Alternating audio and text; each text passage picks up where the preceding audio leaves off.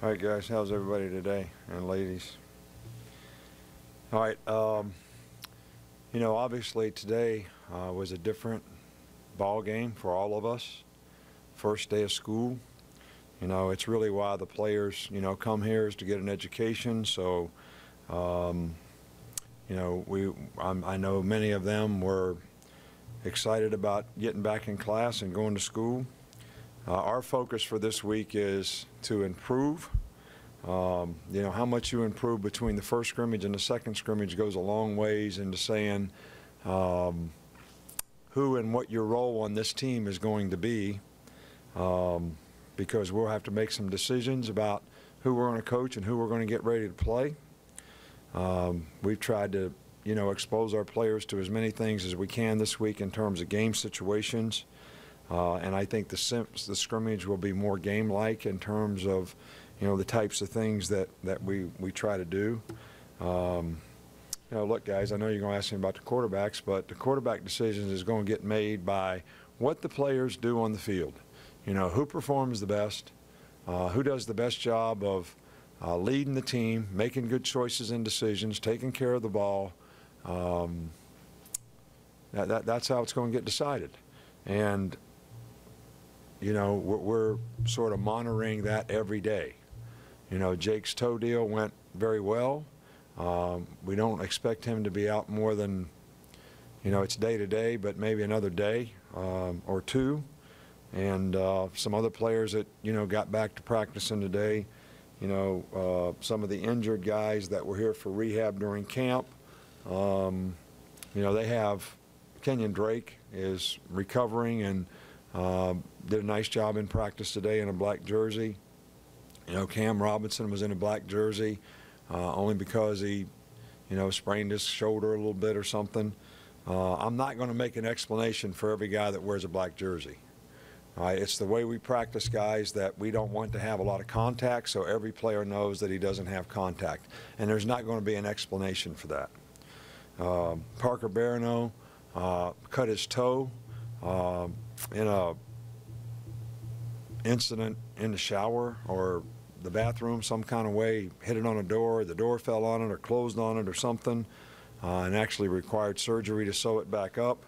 And this is something that'll probably take, at least a week or so for him to recover from. Chris Black is practicing in a black jersey. This is the time, this is the shortest camp that we've had, only being 2 weeks long. We're playing later. School started earlier. So, most of the time it lasts about 3 weeks. So I felt like we had a good camp. But I think the players really have to do a good job of transitioning into how we need to practice when they go to school. They don't spend all their time here. They're not in meetings a lot. When they come here, they really got to recenter and refocus so we can go out there and get the work done that we need to get done. I felt like there were too many self-imposed limitations, out there today in practice, and I don't think it was one of our better practices, even though up to this point I've been very pleased with the way, the work has been going and the players have been improving. So, we got lots of work to do. We'll start back here with Matt. And Nate, two things. First of all, with Ardarius, you talked last week just about him being maybe the most consistent guy that you guys have at wide receiver. Where have you seen him improve since last year, and has he maintained that consistency since you said Well, I think last year, he really improved toward the end of the season, and we actually were playing him in some games, and, he got an MCL, which really kind of knocked him out of the rest of the season.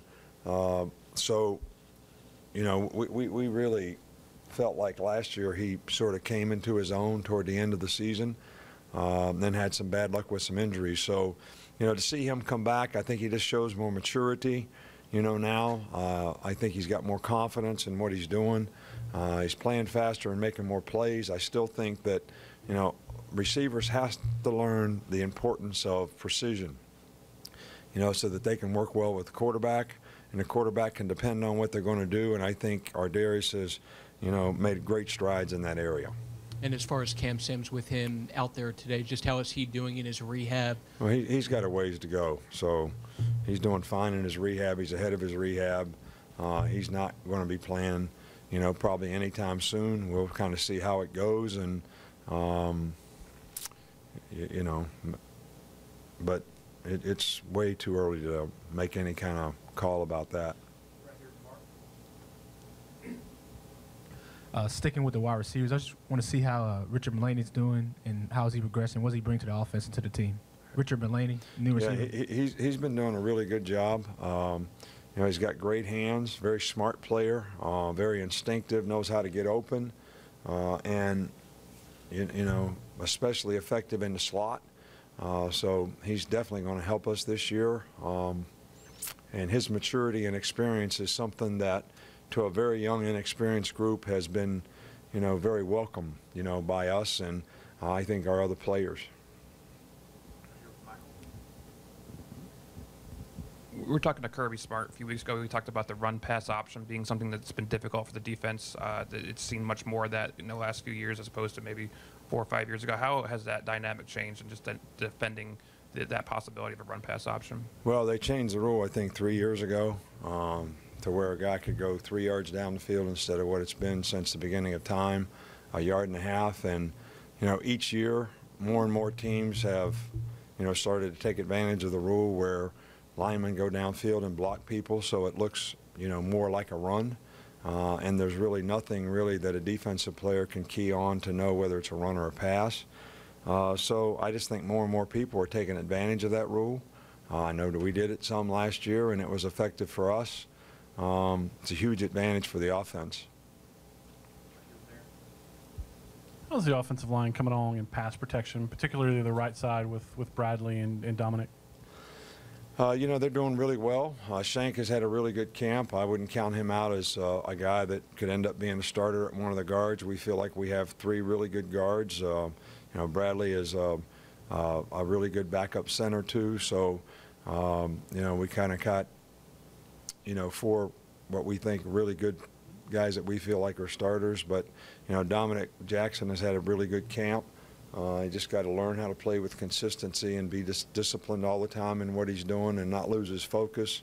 When he does that, he's a very effective player. So, you know, I'm pleased with the progress that we're making. We've, you know, been a little more physical up front, and I think that's something we need to keep working on. But pass protection is always, you know, something that takes a little more time, a little more work for the guys to, you know, work out, especially against pressures. And I think that's something that we need to continue to work on. Right over here, 2 more. John and Alex. Nick, I know that multiple of your quarterbacks work with these private kind of tutors during off-season periods and things like that. Do you ever get involved in kind of the process of who these guys end up working with? Is there concern about who they work with? And is there, I mean, what's the kind of benefit of them being able to work with these private tutors when they can't have contact with you? Well, I personally think that, you know, a lot of guys have, you know, their own guys that they grew up with that call them tutors, call them coaches, call them personal coaches. And that has helped them be successful, that really kind of knows their game and knows, you know, what works for them. And, you know, most of these guys that do this that I know that we've had players work with are, you know, very good at what they do. And I think it's been helpful, you know, to the players. And I know it helped Blake Sims improve. And I know several of our guys right now have improved because of things that they've worked on, maybe things that we recognize that they take back and figure out ways to work on, you know, with someone. So I think it's a good thing that they do it. It doesn't bother me at all. We don't try to communicate with them at all.